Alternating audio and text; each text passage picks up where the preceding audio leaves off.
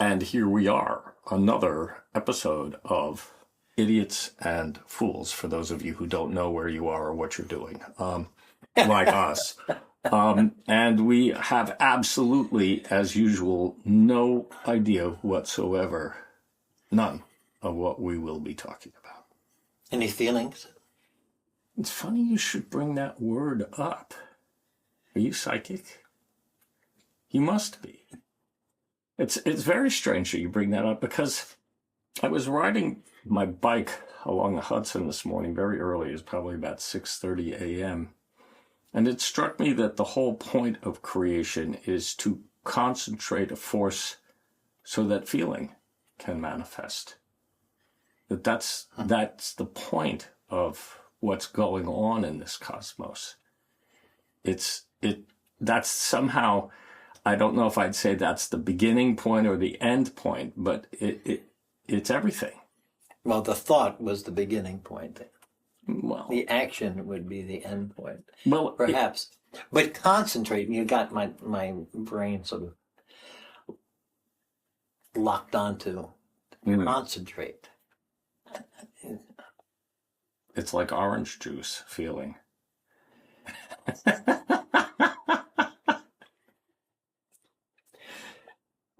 How powerful is our ability to create? Our ability? Our ability. I mean, we are made in the likeness of God. We have, from the absolute to the absolute in us. We are creative beings, therefore. And do we really create our world in terms of perception? Certainly. I always rejected perception as reality, but I just suddenly have that was been brought into question. Supposedly, we are in heaven, but it damn sure looks like hell. Well, it doesn't look like anything if we're not here. It has an objective quality to it that we inflect. That is to say that what is true, and it arrives, and then we interfere with that and have an opinion of some kind, Yes. So I'm always in danger of dragging biology into it, but the intriguing thing about your question about creation and creativity is that if you take a look at the way that DNA and other living molecules work, they're incredibly creative. They are absolute improvisers. The idea that DNA has some pre-programmed plan behind what it does is absurd. It's absolutely not true. Any biologist that's familiar with it will tell you that.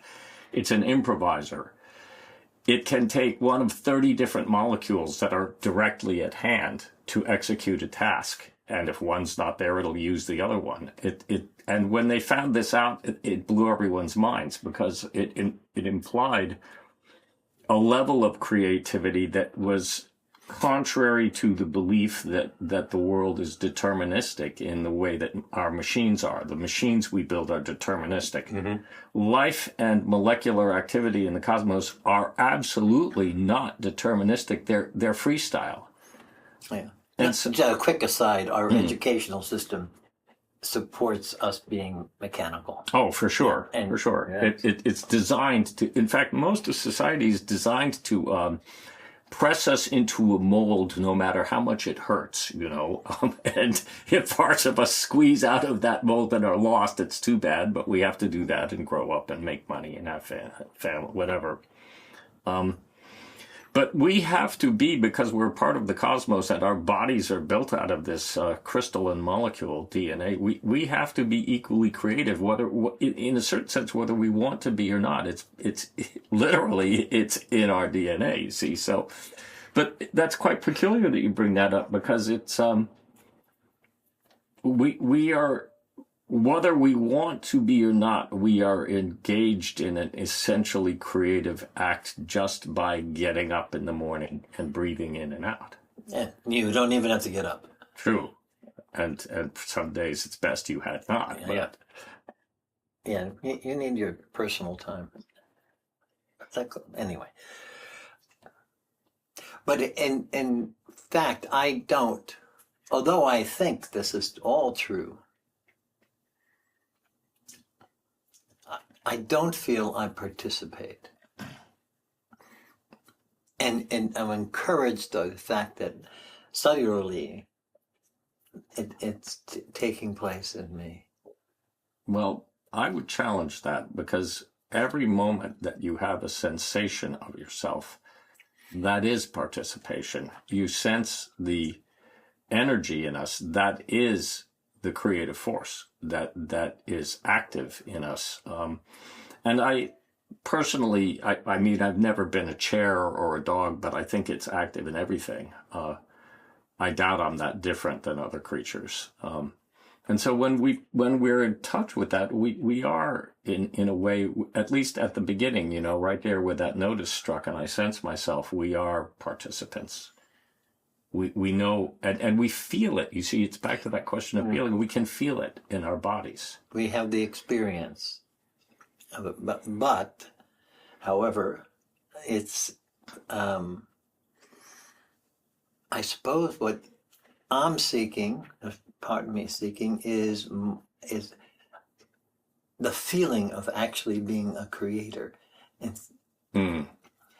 and how is that possible? Well, what would that feeling be? Do we know? Well, when you create something all the time. You're always creating things. And there is. I have an idea. I perhaps are an inspiration. I begin to work with materials and combining that inspiration with the properties of the material, and with some attention, I'm part of a process of shaping a product. And it's that's interesting. The craftsmanship of it, the being engaged in the moment with that action as it takes place, is what's really interesting about it. The minute that's over, I'm not interested anymore. So the product of that is like back there. Goodbye. You know, I rarely, if ever, look back at anything in that sense. You know, But probably a good idea. or the best. Or the best. But now that we're talking about this, and so the word result popped into my head. We can't be working Dangerous results. word. Oh yeah. However, here I am, and through sensation, I am aware of a process going on in me. And I don't understand that process. I don't have a sense of that process and connected to a greater whole. Although I can have a sense of how it changes my inner attitude and feeling about things taking place.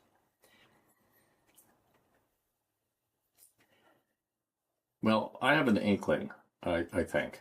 And, you know, I could be wrong because I so frequently am. But when I was on the bike ride, the way that this particular impression of what the point of life and being is came in was that somehow feeling has a wish in it that is much larger than we are. It's inside everything. It's in all of the energy. It's filled with this light that vibrates, and you know, it's in this and in you and in me. And it somehow has a wish to manifest a compassionate and loving attitude. That's in the fabric of reality, that reality wants to bring awareness to that point. You know, the Buddhists would call it loving kindness, but my impression of real feeling is that it has a wish to be in the world, and that if it were with us, and it so rarely is because all of us are plagued with demons, but if it were really in the world, the attitude that we took towards everything would be radically different. Every creature would have a different attitude. And can I say for sure that the natural world, you know, the peaceable kingdom or whatever it is, doesn't have that? I don't know. The Western world has woven endless myths about that. animals being more peaceful than we are, whatever, paradise.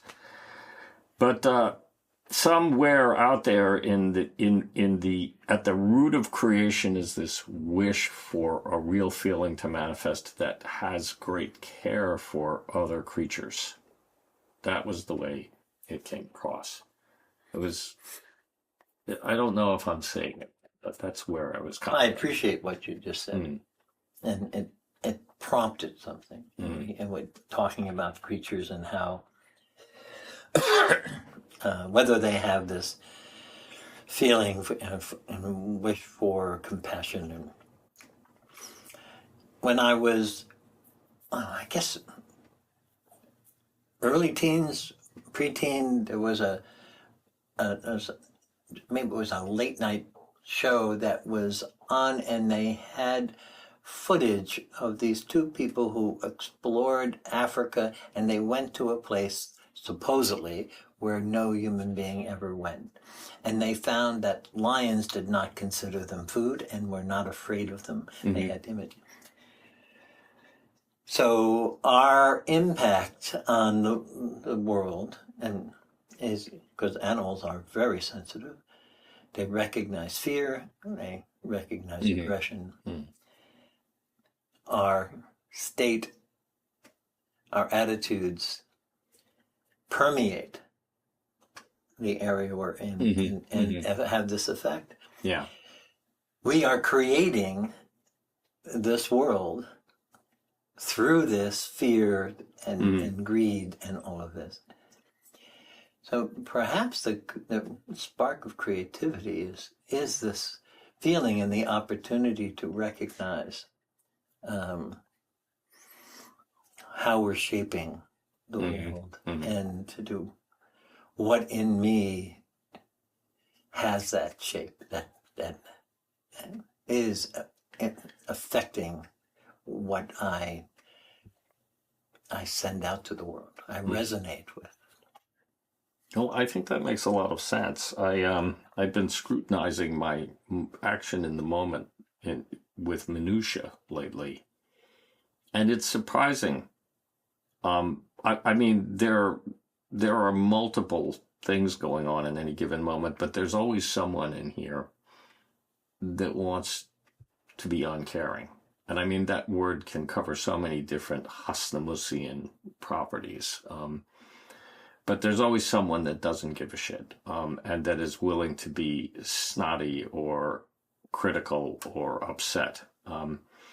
And as I walk through each moment, seeing those individuals, and many of them don't really have that much authority at this point in my life. Maybe it's age, I don't know. Maybe it's all these years in the work. But I get to see them, and it's interesting to see how filled the gallery is with these little creatures that sabotage the opportunity for real feeling any chance they get. And they don't have minds. They're not. They don't seem intelligent to me, but they're automatic. They're automatic. They have a survival instinct. Yeah, they do. But it's quite peculiar because the hobgoblins are in there. There's a point in this work you actually begin to see them at work, and they're nasty little things. And it is possible if we have some presence to say no to them. But, the moment that we're not here, they really are, that's when they blossom, They're creatures that live in the night of the mind. In the darkness, in the dark corners. Yeah. Well, I mean, I don't think it's anywhere near hopeless, but it was striking to me in this question of feeling, which, as we can see, is deeply tied to this question of creativity. It was striking to me to understand that the whole point of sacred action was to manifest real feeling, to help that to take place, because real feeling doesn't.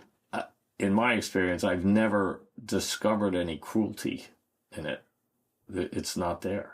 And I don't understand that. I've got lots of cruelty in me. I don't get it.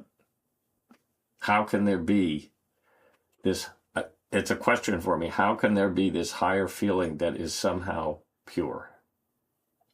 It's without. Within you.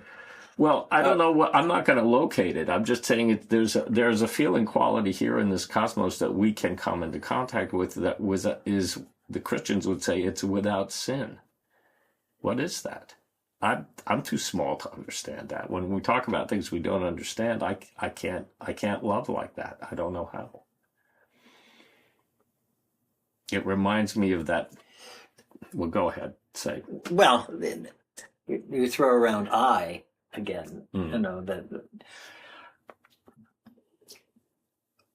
we accept something as I, and that something does not know how to experience and allow that sense of love, and is frightened of it.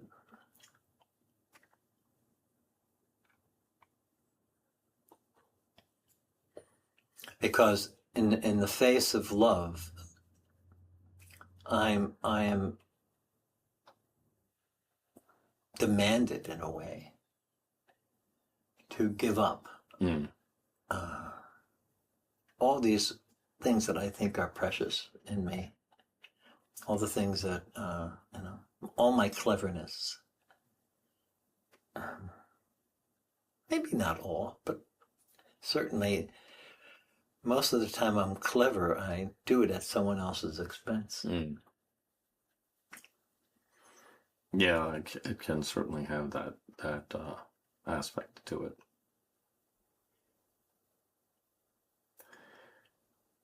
Well, it's hard to sum up. I mean, of course, we use the word I. We don't know who that is, except that there is a conscious being here of some kind receiving impressions.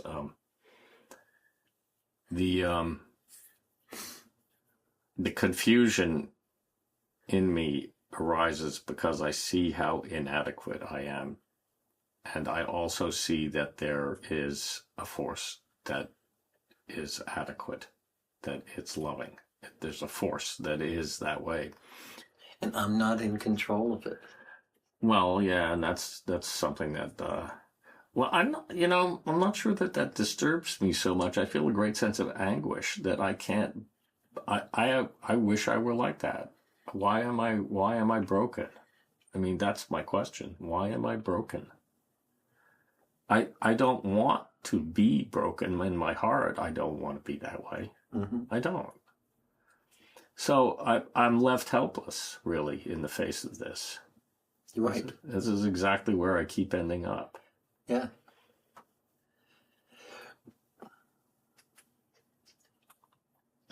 So one has to recognize that, I suppose, and submit.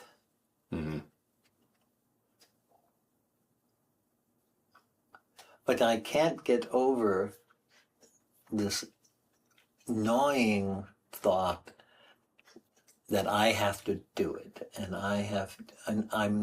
I'm going to submit and open myself to being seen and be found lacking, and because I don't have the switch or the secret to transforming all this negativity to something that is loving.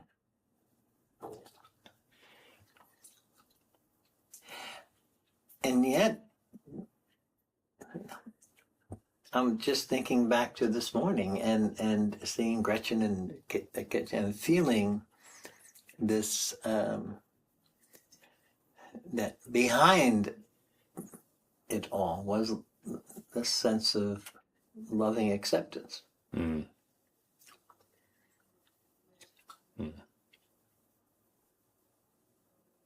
Underneath it, above it, somewhere. But if I difficult to say.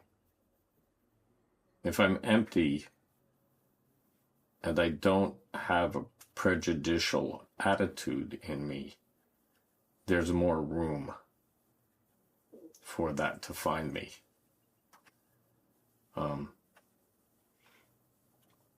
And you know, the peculiar contradiction that we live in is that you can't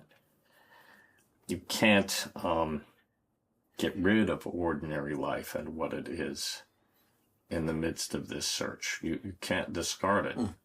One of the things that I really learned to respect about Dogen is that he continually insisted when people talked about going beyond and not thinking and everything, he said, you can't do that. You have to be here. We have to be here. And that means, in a certain sense, that we're asked to inhabit the point of contradiction here, that's what could help, you know, to be in that point rather than saying, I don't want that, or that's what I want, you know. In that point, there is friction and heat. It's also packed full of a kind of energy of attention. If we're really in that moment, it's a lively place. It's interesting, you know. It's got an attractive force to it if I really begin to sense it.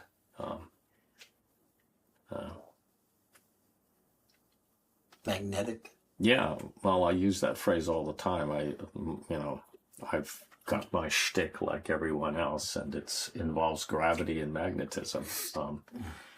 And the way I always describe it is that we root ourselves in the gravity of our body in order to come into relationship with the planet, and then we concentrate our being through the magnetic force that forms itself vertically in that column of attention. And then that's not enough. We wait. At least that's my experience of it, is that we do those two things as best we can. We allow the energies to find their place, but then we wait, you know, and that waiting is the place where sometimes a real feeling touches. And I don't know why it works that way. I've never seen a rule or a law or an explanation, but the real feeling touches, and it's in those moments that I actually come into alignment with a force that has to be along the lines, I won't say it is, but it's along the lines of what Gurdjieff called understanding something. It's always a feeling. It's not a thought. And it's higher than a sensation. It's three-centered, was what he would say. And it seems as though I live my whole life patiently or impatiently, more patiently these days, waiting for those moments. They're the most interesting thing that happened during a day.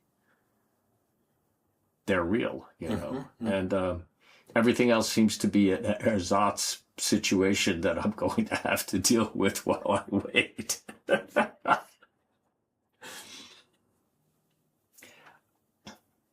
Are we here to create ourselves or to experience ourselves?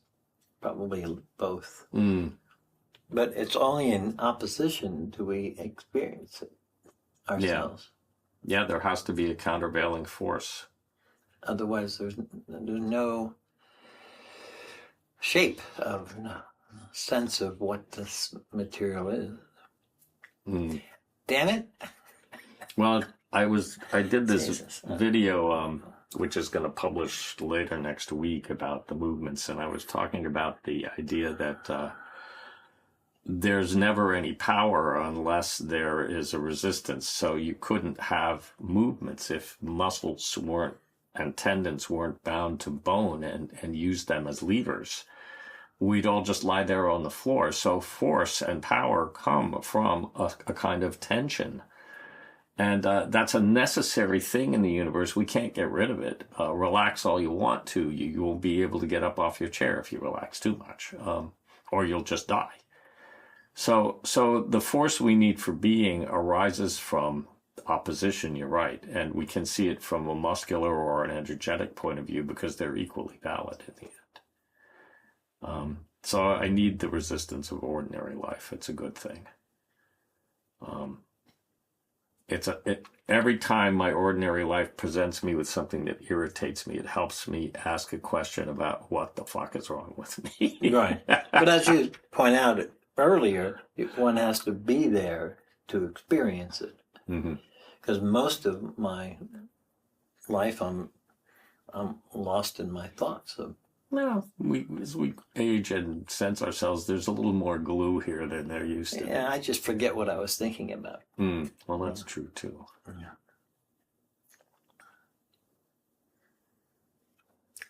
I have no idea how long we've been going on. I'm just gonna take a quick look at that. Oh, my goodness. My goodness, what? Well, I don't know. Here we are. We've been on the air for a while. It's time to wrap up? It's always time to wrap up. Well, I don't know that there's a wrap up to be had here when we come up against the question of feeling and creativity. I mean, these are probably, in a certain sense, two of the greatest questions human beings have in front of them. Our entire cultural exchange and the activity that takes place in it has to do with those two things. And friction. Friction is your friend. Friction is your friend. Maybe that's why I liked science fiction as a youth. It was your friend. Friction. Huh? Well, everything forms patterns, and the patterns emerge on every level, one way or the other. And on each level, they're organized in some way.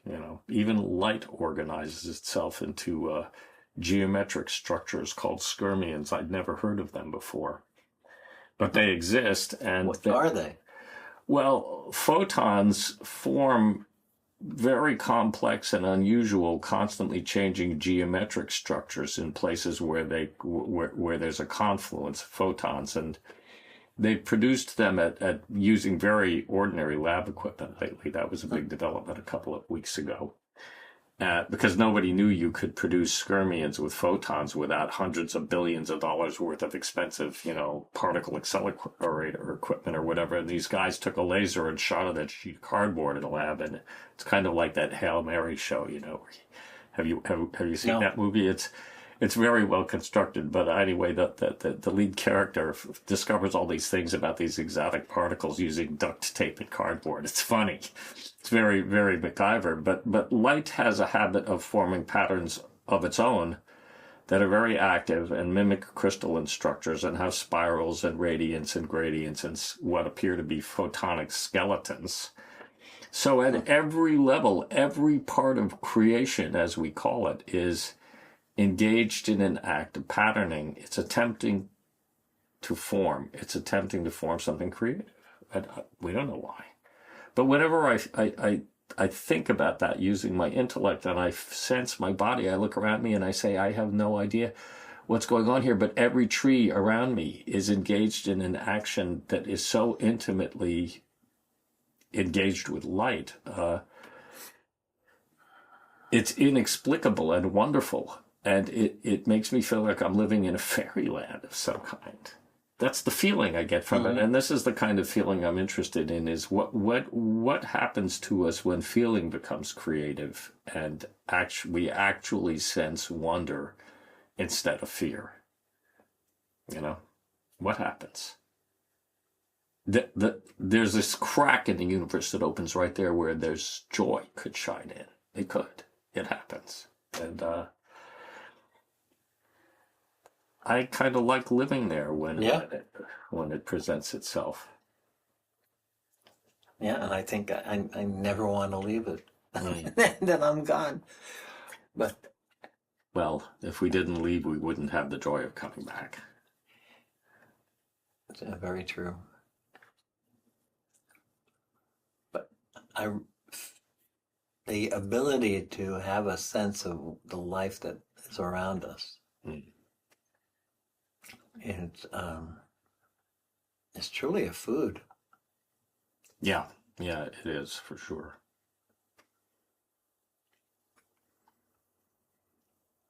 And it's a call to awakening. And just in the body itself, it's a gathering, our call together, to pull together. Mm. Well, on that note, it is a good place to wrap up.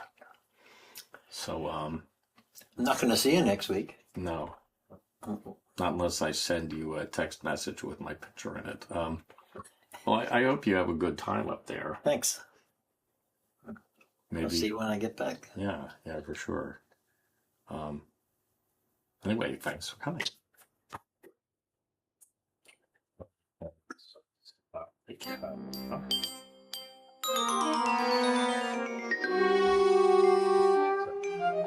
Take this down. One of the great advantages of these screens is they weigh almost nothing.